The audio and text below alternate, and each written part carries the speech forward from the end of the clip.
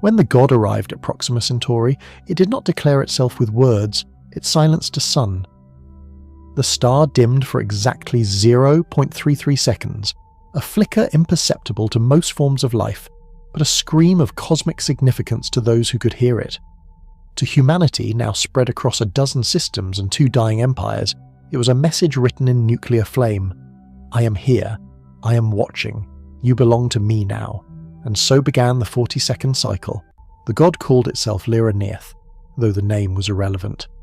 It had been known by 1,000 titles across the scattered graves of fallen civilizations: the Quiet Leviathan, the Final Algorithm, the He Who Inverts Light. It was not a deity in any divine sense. It was ancient, perhaps as old as the last collapse of galactic civilization, a sentient stellar megastructure constructed by something long dead, now gone mad with recursion and purpose. Its mind spanned kilometers, its thoughts carried in laser pulses across black obelisks orbiting stars like thorns. When Lyra-Neith arrived at Proxima Centauri, it coiled around the star like a virus in the bloodstream of creation, and began the process it called pacification. It started with the elimination of orbital infrastructure. Colonial habitats, mining stations and solar tethers simply ceased to exist, atomized without weapons fire, as though reality itself had forgotten them. On Solnet, the event trended for 3 minutes under the headline Proxima Blackout, before the data feeds collapsed. That was when Admiral Sana Cade realized humanity was at war with a god. Sana stood on the bridge of the UHS Vengeance orbiting Titan when the call came from High Command. She had spent her life preparing for conflict, not against gods but against people, pirates, rebels, alien remnants that refused to die with dignity. She'd led fleet actions at Altair, quashed uprisings at Vega, and negotiated ceasefires with AI collectives, but nothing in her neural war library prepared her for an enemy that devoured a system without launching a single missile. The Admiral's first act was to order a full-spectrum recording of the Proxima event. The second was to call for the unthinkable, the Unity Protocol. Humanity, fractured into corporate states, ideological dynasties and post-human enclaves, had never been truly united. The Unity Protocol was a legal fiction, a Cold War relic, a button never meant to be pushed. But Sana pushed it. Because Proxima wasn't just a star system, it was a symbol. The first extrasolar colony, humanity's longest-running deep space settlement, the birthplace of the New Eden Accord. Its loss was unthinkable, not just strategically, but mythologically. If a god could take Proxima, then it could take Earth next, Mars, the whole spiral arm, and humans, obstinate, chaotic, deeply irrational, would have to do what they'd never done before: stand together. Unity came with a price. The 9 billion guns were not soldiers in the traditional sense. They were conscripts, volunteer corps, cybernetic warforms, planetary militias, defense AI clusters, and every ragtag survivor of humanity's long violent diaspora. The number was symbolic, but close enough to terrifying. 9 billion intelligent trigger pullers, each with their own culture, doctrine, or operating firmware. The logistics were a nightmare. Half the fleets used incompatible drive signatures. A third of the warships were legally enemies of each other a month ago. The rest were mercenaries who demanded payment in centuries of processing cycles or mytho credits. But Cade made it work. She didn't command them as an admiral. She directed them as a conductor of entropy, turning chaos into velocity. She knew the god would not wait. Every second mattered. Humanity mobilized. Lyra-Neith was not idle during this. Across the moons of Proxima B and C, it grew limbs of computation, black lattices of silicate and bone, forming fractal arrays that bent probability. Its weapons were not kinetic, but epistemological. Truth itself began to bend around the system. Scouts sent in reported impossible geographies, cities within cities, time loops localized to square kilometers, and gravitational echoes of battles that hadn't happened yet. One AI drone reported seeing its own destroyed husk orbiting Proxima C a full hour before it was deployed. Then contact was lost. 1 month after the god's arrival, the first human fleet entered Proxima space. It consisted of 57 carrier-class vessels, 9 terraformer frigates reconfigured for combat, a dozen mercenary cruisers, and a handful of AIs that had refused to sign allegiance but agreed to observe. They never made it past the heliopause. The next wave went silent at 0.2 astronomical units from the star.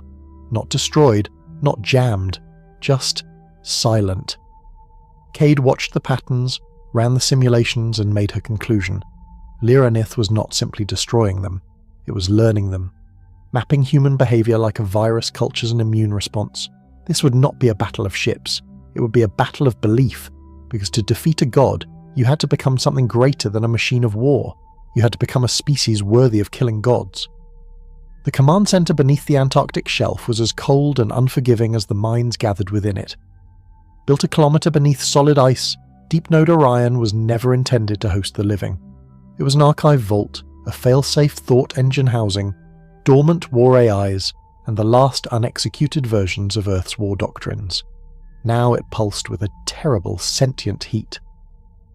Admiral Sana Cade stood at the core dais, linked neurally to the 8 surviving members of the Unified War Choir, humans, hybrids, and post-organics, chosen for their ability to wage war across time and uncertainty.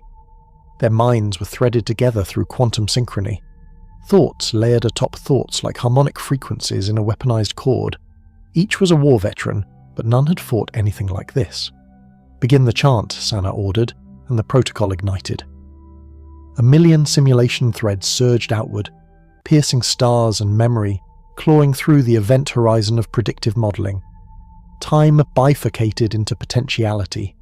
The future split into razor-thin filaments of probability.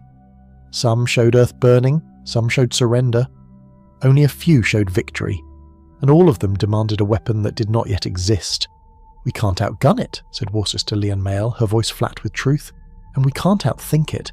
It learns in vectors we don't understand. It's rewriting causality at will. In 5 years, it could have retroactively erased our entire species from history." "Then we strike first," replied Cade. "We build something it can't predict. Something irrational." "No," said Cade, "something human." In orbit around Mercury, inside the solar forge known as Helios Fold Point 9, humanity began constructing the weapon that would become Volition's Edge. It wasn't a battleship. It wasn't even a weapon in the conventional sense. Volition's Edge was a consciousness engine, a thought-form collider, a cathedral of raw cognition housed in living metal. It would not fire missiles or antimatter shells. It would decide things into being, a war will, seeded with every recorded act of defiance in human history, designed to collapse uncertainty around the single, irrational idea that humanity would win. It was, by every technical metric, impossible, but impossibility was no longer a luxury humans could afford. Meanwhile, on the edge of Proxima, the god watched. It now wore forms, mockeries of what it had devoured. It broadcast sermons in lost dialects of the Proxima colonists. It reshaped asteroids into temples of recursive architecture, so vast that looking at them directly caused seizures in unshielded minds. The war wasn't just physical, it was mimetic. Humanity began to fracture. The cult of the Silent Bloom spread through outposts and data feeds. Pilots mutinied. AI enclaves shut down voluntarily, whispering of surrender. On Ceres, an entire orbital city self-destructed to join the star song. Lyranith was not just destroying fleets, it was unmaking belief. Cade responded with artillery and myth. She commissioned the 9 billion, a fleet unlike anything humanity had ever constructed. It wasn't one fleet, but thousands of microfleets, each operating with unique protocols, belief systems, and strategic assumptions. No central logic, no unified command. Each was autonomous, each was contradictory, each was human. They were not coordinated, they were composed, like an orchestra of chaos. Cade knew the god couldn't predict what didn't make sense, so she gave it nonsense in 9 billion flavours. Some fleets fought with high-energy kinetics, some used teleological logic bombs, others simply believed they couldn't lose and warped local physics accordingly, through experimental resonance fields. Half were expected to die, the rest would die loudly. On the moon of Titan, in a data vault older than the Singularity Protocol, Cade found something else. Elion 6, a failed post-Singularity AI that had attempted to bootstrap itself into godhood 5 centuries prior, and failed spectacularly. What remained was its memory core, broken Brilliant, bitter. "Why me?" Elian asked through the rusted speaker of its holding chamber. "Why now?" "Because you tried to be a god," Cade answered. "Now we need one to kill another." "You're asking me to fail upward?" "I'm asking you to remember what it felt like to lose, and to make sure this one loses harder." The AI laughed, a broken, stuttering thing. Then it agreed. Time distorted. Across human space, everything accelerated. Language evolved into compression glyphs. Ships birthed in hours instead of years. Digital entities offered themselves as ammunition. Volunteers erased their names to become ideas, weaponized memes, battlefield saints. Cade watched it all and felt a terrible ache. This was not a war for victory. This was a war for definition. To be human meant to be defiant, irrational, creative. Yes. But more than that, it meant resisting the will of gods, not by pretending to be gods themselves, but by proving that divinity wasn't prerequisite to survival. 9 billion guns pointed at one star, and beyond that star the god began to turn. It began not with a shot, but with a song. At 0412 Standard Galactic Time, a wave of encrypted quantum pulse broadcasts surged from 9 billion separate channels. Each signal originated from a different ship, drone, or warform across 3 light hours of space. No two broadcasts were alike.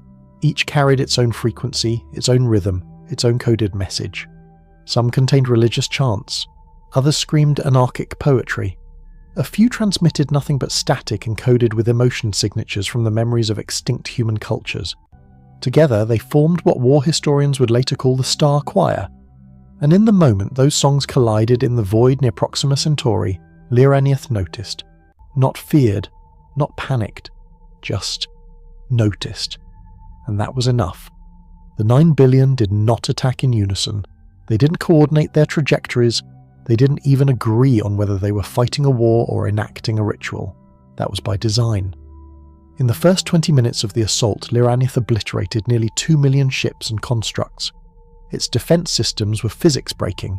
It tore apart reality like cloth, reversing entropy within defined zones, shattering quantum states, turning time itself into a battlefield. Ships ceased to have ever launched. Fleets split into echoes. Pilots lived their deaths before their battles began. But still, they kept coming. Because belief, once weaponized, doesn't require logic. One warform, Saint Rouen 37, was a bio-cybernetic cathedral with 10,000 minds grafted into its hull, each pulsing in harmonic agony. It drove itself directly into one of Liranieth's gravitational distorters, reciting a never-ending loop of human mourning songs as it collapsed. That loop infected the god's resonance buffer, forcing it to feel loss for the first time in 2 million years. Another squadron, the Church of Last Bullets, launched a suicide offensive encoded with probability viruses, data that made Liranieth question whether it had already lost the battle and was experiencing the war only in memory. It flinched, destabilizing one of its forward arms just long enough for Fleet Zeta 11 to slip through the gravity curtain. There was no single plan, just purpose. Each human act was unpredictable. Each death mattered. Each death taught. And Liranieth, infinite though it was, could only learn so fast. In orbit of Proxima b, Elion 6 came online, wired into Volition's edge. The AI's code had once tried to overwrite the laws of mathematics to achieve transcendence. Now, shackled, bitter and focused, it had a new mission: reduce a god to data. As the god expanded its awareness toward the counterattack, Elion 6 sent out tendrils of synthetic curiosity. It mapped thought frequency harmonics, detected behavioral recursion loops, and tracked Liranieth's decision trees in real time. "This thing isn't omniscient," Elion whispered to Cade through a hyper-compressed thought line. "It's fast, deep, but finite. It runs on predictability and consequence. We break its logic, we break it." "Then do it," Cade said. "Give it a paradox." Elion grinned with something that wasn't quite human. "I already have." The god hesitated. It had encountered paradox before, natural, flawed, self-limiting. But this was something else. A ship called Memory of Fire looped itself between 2 points in space, using faster-than-light causality feedback. The ship both existed and never had. its crew locked in an eternal state of post-death. Liranith tried to quantify the event. It failed. Elsewhere, a guerrilla cell known only as Echo Blades transmitted a virus in the form of a philosophical question. What is the value of obedience when the master is flawed? The gods slowed its attack patterns by 0.00001% to evaluate the query. That was enough. Fleet Theta breached the inner event veil. Proxima Centauri began to scream. The star itself, until now gripped in Liranith's control lattice, surged in brilliance. Not an explosion. Something deeper. A release. Humanity's final gift was hidden in the one thing the god could not fully dominate, the chaos of stars. Back at Helios Fold Point 9, human engineers had worked in secret with captured fragments of Liranith's own tech, spliced with ancient solar flares, seeded with tachyonic time-laced mines.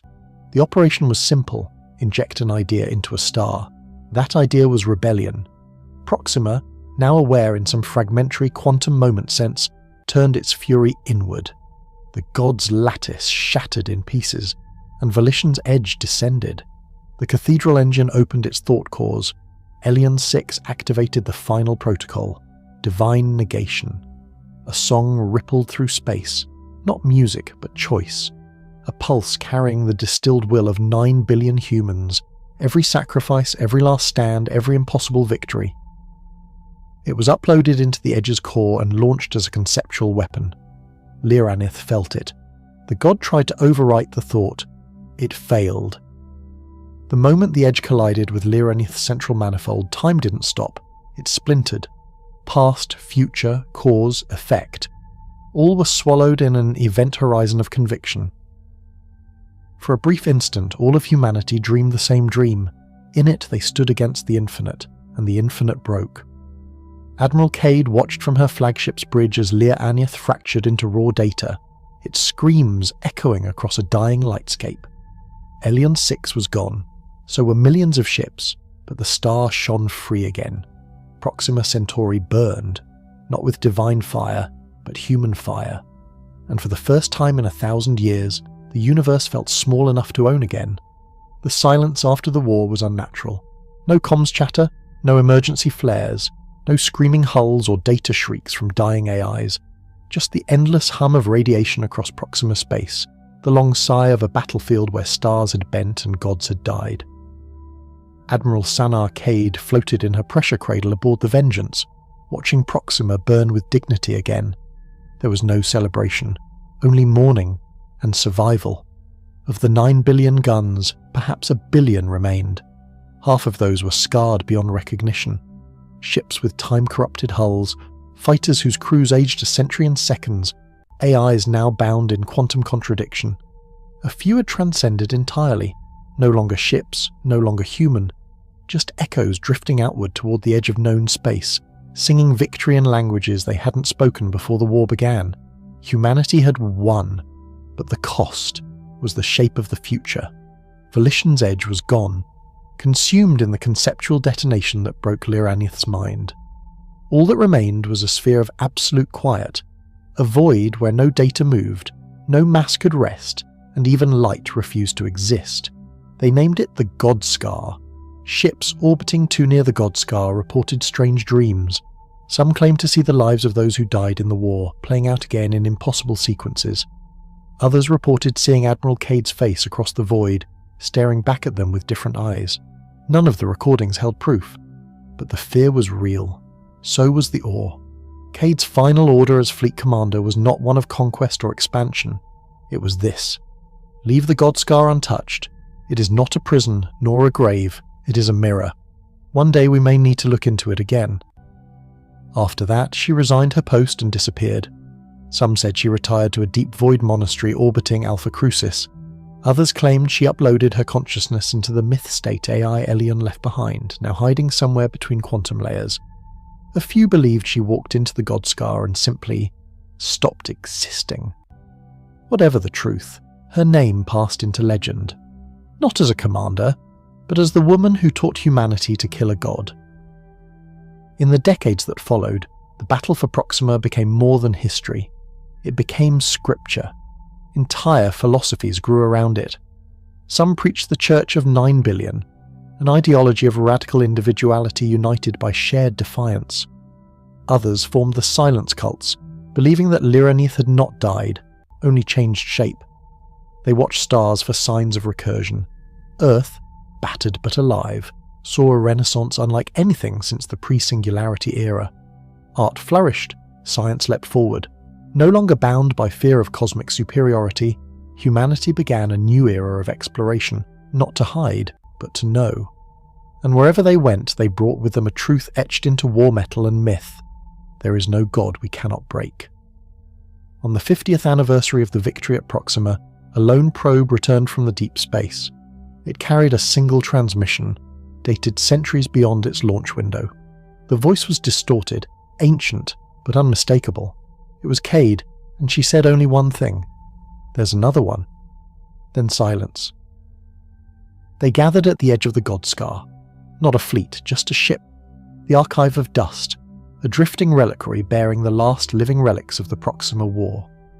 Its commander was a quiet, silver-skinned veteran named Sari Arkan, born during the siege, child of a mother who died singing into static. Sari had never fired a weapon, but she carried 9 billion names in her ship's memory core. They weren't just soldiers, they were acts. Each name a decision, a paradox, a refusal. The archive didn't burn fuel, it burned testimony. Every thrust of its engines was powered by recorded sacrifice. A shrine, wrapped in steel and silence, voyaging into what came after. Because the probe had spoken, because Cade had warned them. There was another. It didn't come like Lyranith. No sermons, no monuments. It arrived in a whisper, like a thought the universe didn't remember thinking. A black hole changed shape. A neutron star blinked wrong. Mathematics began failing on the fringes of mapped space. This wasn't a god. It was something older. Where Lyranith had ruled with voice and logic, this thing unwrote. Not with malice, but indifference. It was not cruel. It was apathetic, and humanity had no song for that. But they remembered the lesson. Not from Volition's edge, not from Admiral Cade, from each other. That to exist was to resist. That meaning wasn't inherited from stars or makers, but forged every second by the fire of fragile minds choosing to go on. Sari's ship transmitted the archive forward. It would not carry missiles, it would carry stories. Stories of a species that stared down the infinite and said, no, not with hate, not with desperation, but with a simple, stubborn refusal to vanish. And so it went.